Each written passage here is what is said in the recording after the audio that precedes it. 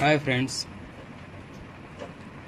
मैं आप लोगों को इस वीडियो में यह बताऊंगा कि अगर एलईडी टीवी के जो एलईडी टीवी का कॉम्बो बोर्ड होता है उसमें अगर बैकलाइट सेक्शन का जो बैकलाइट ड्राइवर होता है वो ख़राब होने के कारण हमारी बैकलाइट ऑन नहीं होती है। तो इस सिचुएशन में हम कैसे उसे ठीक करें। तो दोस्तों कई सारे रास्ते हैं उसे ठीक करने के। हम अलग से बैकलाइट ड्राइवर लगाते हैं, लेकिन दोस्तों थोड़ा सा खर्चीला होता है। उससे अच्छा हम उसी बैकलाइट को अगर बना दें तो और बेहतर होगा। तो आज इस वीडियो में हम यही बताएंगे कि जो बैकलाइट ड्राइवर उस बोर्ड में लगा होता है तो उस बैकलाइट ड्राइवर को कैसे बनाते हैं, उसके कुछ दो चार आपको टिप्स बताऊंगा जिसकी मदद से आप उस बैकलाइट ड्राइवर को रिपेयर कर पाएंगे। आप देखिए, ये जो पोर्शन है ये बैकलाइट सेक्शन का ड्राइवर है तो यह ड्राइवर ही हमें बैकलाइट के लिए जो सप्लाई देता है। जब ये ऑन होती है तो ये ड्राइवर अगर ठीक तरह से काम नहीं करेगा तो हमारी बैकलाइट ऑन नहीं होगी। दोस्तों इसी तरह का इस टीवी में फॉल्ट है, तो यही फॉल्ट मैं आपको इस वीडियो की मदद से समझाने जा रहा हूँ। ठीक है दोस्तों, तो आइए मैं आपको कैसे इसे ठीक करते हैं वो कुछ दो चार टिप्स से आपको बता देता हूँ। तो आप जानते ही होंगे कि ये बैकलाइट का फॉल्ट है या बैकलाइट ड्राइवर का, आप तो पहले से जानते होंगे, इतना तो समझ गए होंगे। अगर नहीं जो नहीं समझते हैं हमारे व्यूअर्स, उनके लिए मैं एक बार बता देता हूँ कि बैकलाइट का फॉल्ट है या नहीं है, तो उसके बारे में मैं आपको समझा देता हूँ।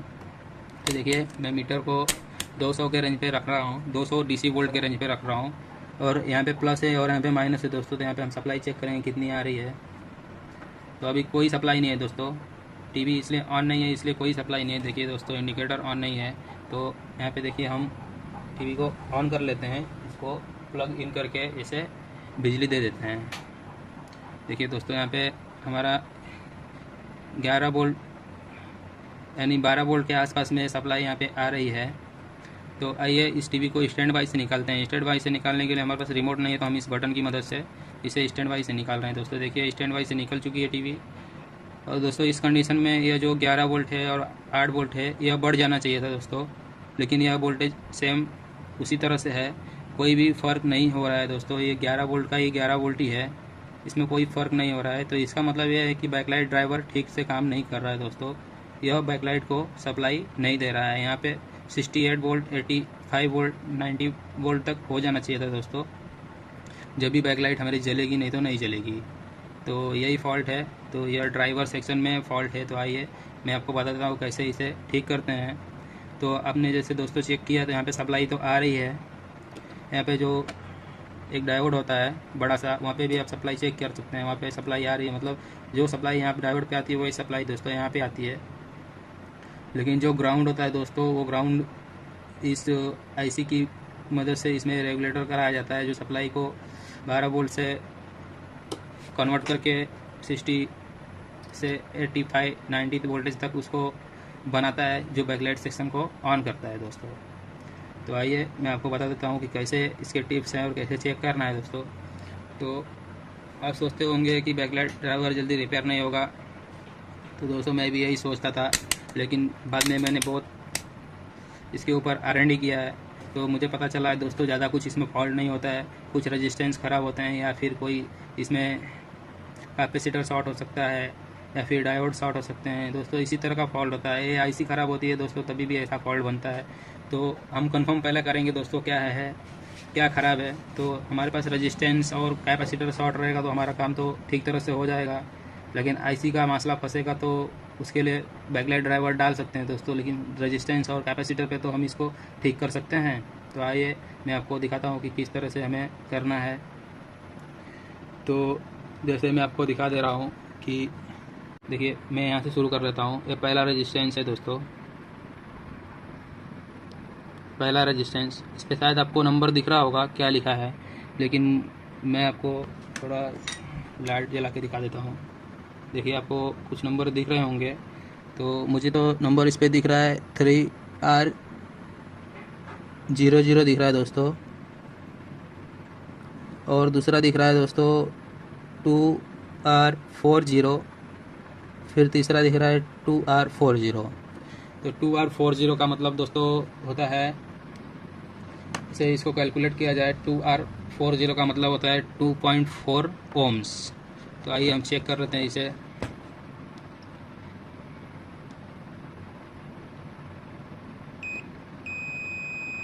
ठीक है दोस्तों, यह सही बता रहा है। यह इसकी वैल्यू बहुत ही कम है दोस्तों, इसलिए वो 0 बता रहा है, और सर्किट में लगा हुआ है इसलिए इसकी वैल्यू 0 बता रही है दोस्तों। लेकिन यह 2.4 ओम्स का है। अगर यह रेजिस्टेंस हाई हो जाए तो 0 नहीं बताएगा दोस्तों, 10 ओम्स या 20 ओम्स या 50 ओम्स के ऊपर ही बताएगा। तो अब समझ लीजिए कि यह रेजिस्टेंस हाई हो चुका है। इसी तरह हम बारी बारी करके सारे रेजिस्टेंस को चेक कर लेते हैं। ये दोस्तों लो वैल्यू नहीं होता है, हाई हो जाता है। जैसे 10 ओम्स का होगा तो यह 50 हो सकता है, 20 हो सकता है, 10-15 हो सकता है, या 10 से ऊपर ही दोस्तों हो सकता है, 10 से नीचे नहीं हो सकता। रेजिस्टेंस कभी भी ओपन होता है दोस्तों, शॉर्ट नहीं होता है। तो रेजिस्टेंस समझ लीजिए यह 10 ओम्स का है तो 8 ओम्स दिखा रहा है, मतलब दोस्तों ये रेजिस्टेंस ठीक है। तो आइए मैं बारीक बारीक करके सारे रेजिस्टेंस को चेक कर लेता हूँ।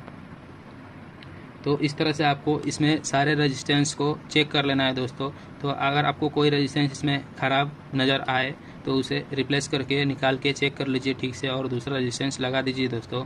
तो यहाँ पे आप एक बात और केयर कीजिए कि इसके ऊपर नंबर लिखा हुआ है, लेकिन दोस्तों देखिए कुछ रेजिस्टेंस यहाँ पे लगे हुए हैं, जैसे ब्लैक रेजिस्टेंस देखिए, छोटे छोटे रेजिस्टेंस लगे हुए थे, इस पर कुछ भी नंबर लिखा हुआ नहीं है।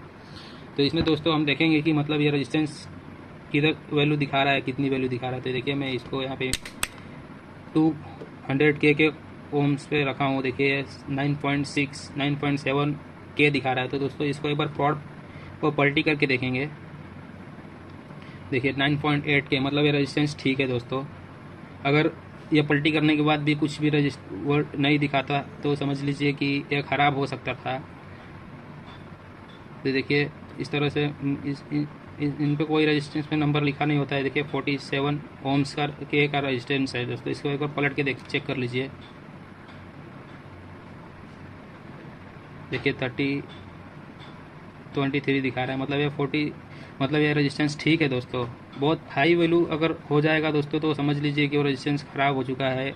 तो वहाँ पे एक हाई वैल्यू से वहाँ पे दोस्तों इस पर नंबर लिखा हुआ नहीं है, तो आप समझ नहीं पाएंगे कि कौन सा रेजिस्टेंस है। तो एक काम कीजिए दोस्तों, आप हाई वैल्यू का रेजिस्टेंस पहले लगाइए, फिर टीवी को ऑन करके देखिए। अगर आपका काम बन जाता है तो ठीक है, नहीं तो फिर थोड़ा सा उससे लो वैल्यू का रेजिस्टेंस लगाइए, फिर काम बन जाता है तो ठीक है दोस्तों। इस तरह से करके आप इसे रेजिस्टेंस की वैल्यू को आप बदल के आप इस बोर्ड को ठीक कर सकते हैं।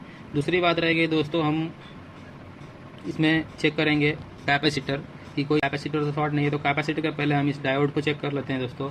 तो ये देखिए यहाँ पे चेक कर रहे हैं डायोड को दोस्तों। ये डायोड शॉर्ट दिखा रहा है, मगर डायोड शॉर्ट नहीं दोस्तों। आप जब सर्किट ट्रेस करेंगे तो ये सर्किट का ट्रैक और इस साइड का ट्रैक, ये दोनों एक में ही जुड़ा हुआ, बीच में रेजिस्टेंस है दोस्तों। तो ये रेजिस्टेंस की वैल्यू दिखा रहा है। अगर हम रेजिस्टेंस को निकाल देते हैं तो डायोड शॉर्ट नहीं दिखाएगा दोस्तों, ठीक है। यहाँ पे रेजिस्टेंस लगा हुआ है इसीलिए वो शॉर्ट दिखा रहा है। तो हम इस डायोड को चेक कर लेते हैं। देखिए इस डायोड को चेक कर लेते हैं। ये डायोड देखिए दोस्तों बिल्कुल ओके दिखा रहा है।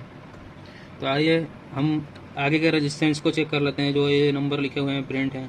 तो चलिए यहाँ पे R200 है दोस्तों। तो R200 का मतलब हो गया 200 मेगा ओम्स, 200 मेगा ओम्स हो गया दोस्तों। तो ये कॉमन सी चीज़ है कि हमारे को वैल्यू नहीं दिखाएगा कोई भी, क्योंकि 200 मेगा ओम्स तक जो रेजिस्टेंस होगा तो ही वो वैल्यू दिखाएगा दोस्तों। इस तरह से वैल्यू यह नहीं दिखाएगा। फिर आइए दोस्तों, यहाँ पे कुछ शॉर्टिंग दिखा रहा है पूरा, ये सारे रेजिस्टेंस शॉर्ट दिखा रहे हैं। मतलब इसका मतलब ये है कि हमें इलेक्ट्रॉनिक्स के हिसाब से समझना चाहिए कि यहाँ पे कहीं शॉर्टिंग है, इसलिए वो शॉर्टिंग दिखा रहा है। तो आइए हम रेजिस्टेंस तो शॉर्ट होगा नहीं दोस्तों, तो हम कैपेसिटर को चेक करते हैं। कहीं कैपेसिटर तो शॉर्ट नहीं है, छोटा छोटा जो। तो देखिए दोस्तों इसमें छोटे छोटे कैपेसिटर लगे हुए हैं। ये देखिए इस टाइप का छोटे छोटे कैपेसिटर लगे हुए हैं। ये देखिए इधर, यहाँ पे। तो इनको चेक कर लेते हैं दोस्तों बारी बारी से। ये शॉर्ट नहीं है दोस्तों, ये भी शॉर्ट नहीं है, ये भी शॉर्ट नहीं है, ये भी शॉर्ट नहीं है, ये भी शॉर्ट नहीं है।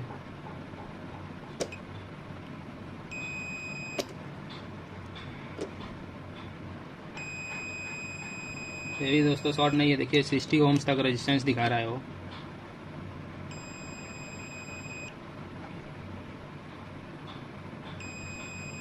ये देखिए हमको डाउट है दोस्तों कि ये कैपेसिटर शॉर्ट है, क्योंकि 0 ओम्स दिखा रहा है। तो आइए इस अगर एक कैपेसिटर पे हमें डाउट है तो इस कैपेसिटर को निकाल के हम चेक कर लेते हैं।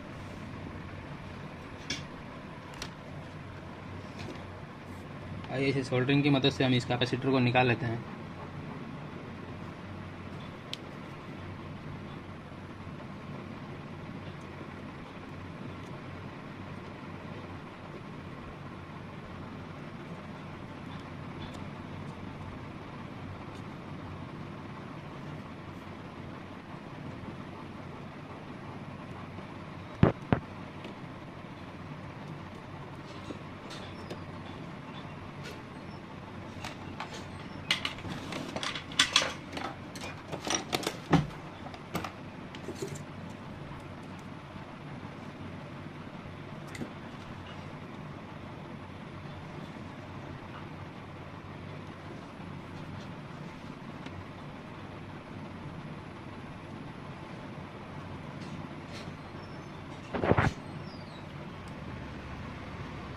दोस्तों मैंने कैपेसिटर को निकाल लिया है। देखिए वहाँ की जगह खाली हो चुकी है। तो उस खाली जगह में दोस्तों हमको चेक करना है कि फिर से शॉर्ट वहाँ पे दिखा रहा है क्या, वहाँ पे शॉर्ट बता रहा है क्या उस खाली जगह में। तो आइए हम चेक कर लेते हैं कि फिर तो शॉर्ट नहीं बता रहा है ना वहाँ खाली जगह पे।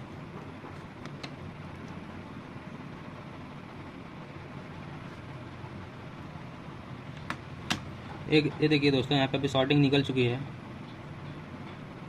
ये देखिए दोस्तों ये भी कैपेसिटर अब शॉर्ट नहीं दिखा रहा है। पहले कुछ 40 ओम्स तक दिखा रहा था दोस्तों। देखिए अभी ये भी कैपेसिटर शॉर्ट नहीं दिखा रहा है।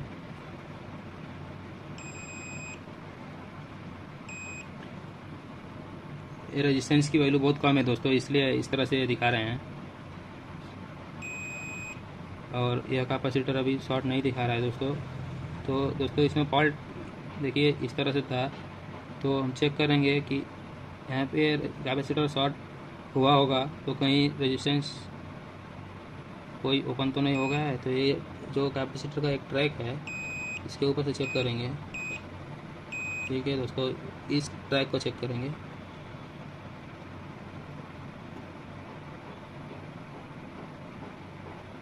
दोस्तों एक यहाँ पे रेजिस्टेंस लगा हुआ है छोटा वाला। ये देखिए छोटा सा एक लगा हुआ है, शायद आपको दिख नहीं रहा होगा, कॉइल के पीछे है वो। ये देखिए यहाँ पे है। तो थोड़ा सा मुझे ऊपर से जला हुआ रेजिस्टेंस दिख रहा है वो। तो मैं ज़रा उसे देखने की कोशिश कर रहा हूँ कि क्या है वो। तो मैं एक बार उसके नंबर देख लेता हूँ।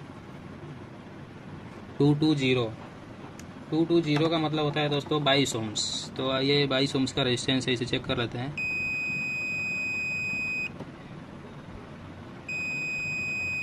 तो ये 22 ओम्स का रेजिस्टेंस 42 ओम्स तक दिखा रहा है दोस्तों, 42 ओम्स तक। तो आइए मैं इसे एक बार निकाल लेता हूँ रेजिस्टेंस को और फिर से चेक कर लेता हूँ, क्योंकि यह 22 ओम्स तक नहीं दिखा रहा है। मतलब यह हाई हो चुका है लग रहा है मुझे, क्योंकि 220 इसका कोड है। 220 कोड का मतलब होता है 22 ओम्स। तो मैं इसे बाहर निकाल लिया हूँ और मैं इसे चेक करने की कोशिश करने जा रहा हूँ। तो ये मैं इसे बाहर निकाल के चेक कर रहा हूँ दोस्तों। ये देखिए रेजिस्टेंस को दिखाओ।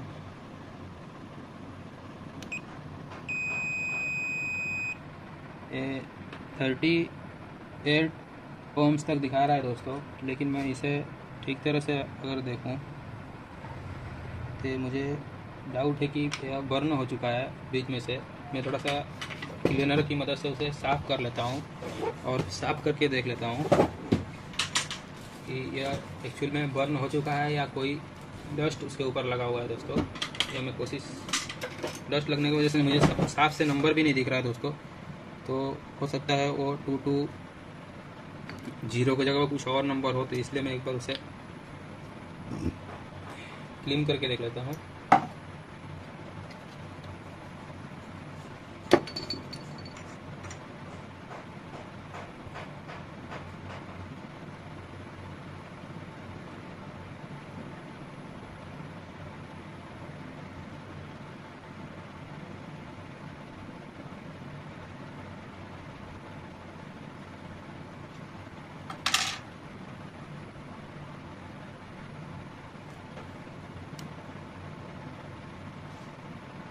दोस्तों मैं देख रहा हूँ ये रेजिस्टेंस थोड़ा हीट हो चुका है, तो शायद वो कैपेसिटर शॉर्ट था इसलिए वो हीट हो गया होगा।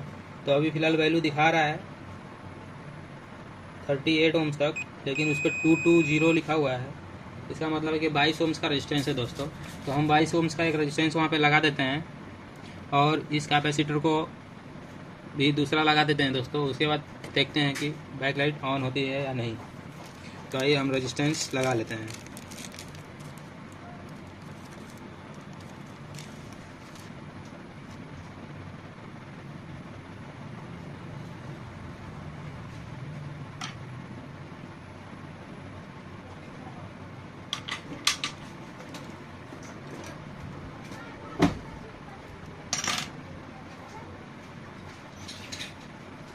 दोस्तों हमारे पास एसएमडी में रेजिस्टेंस नहीं है, इसलिए हम इसे नॉर्मल रेजिस्टेंस लगाएंगे।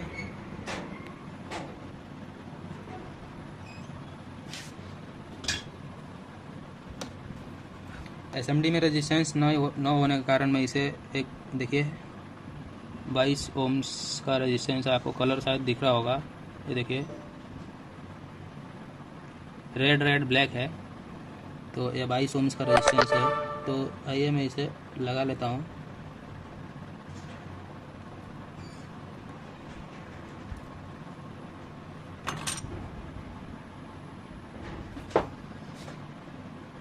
तो इस 22 ओम्स के रेजिस्टेंस को लगाने के बाद दोस्तों मैं इसमें एक कैपेसिटर भी लगाऊंगा दोस्तों। उस कैपेसिटर की वैल्यू लिखी हुई नहीं थी दोस्तों कुछ भी, तो हमें पता नहीं चल पा रहा था कि कौन सा कैपेसिटर है वहाँ पे।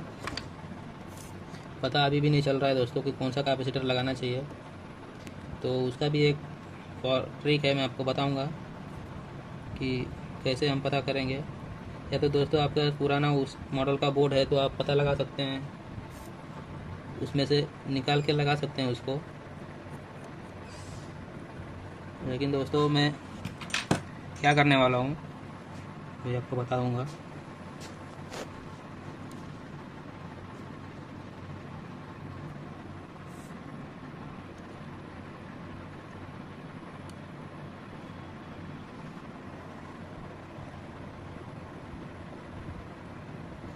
दोस्तों रेजिस्टेंस थोड़ा बहुत कम जगह है इसलिए वो लग नहीं पा रहा है, तो मैं इसे कोशिश कर रहा हूँ कि लग जाए।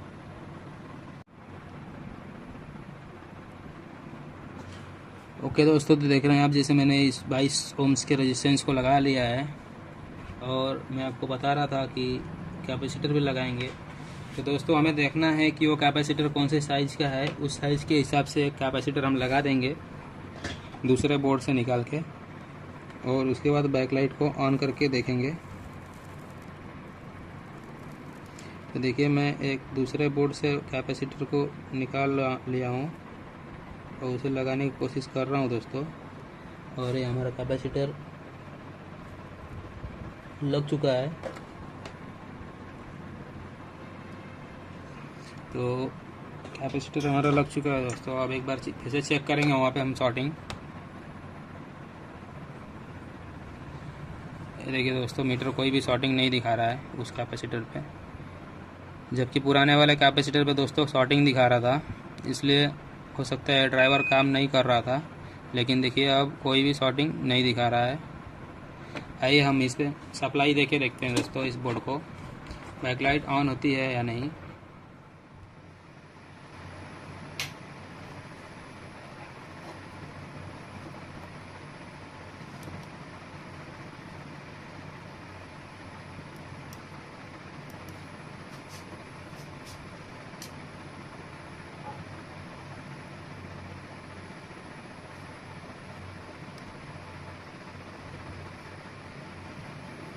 ओके दोस्तों, हमारी बैकलाइट ऑन हो चुकी है दोस्तों। ओके दोस्तों, तो देखते हैं टीवी बिल्कुल ठीक तरह से अब काम कर रही है। तो यह था हमारा फॉल्ट, ये था हमारे कुछ टिप्स। अगर आपको अच्छी लगी हो तो चैनल को सब्सक्राइब करना और लाइक भी करना, और अपने दोस्तों को भी शेयर कीजिए ताकि मेरा नॉलेज उनको भी मिलता रहे।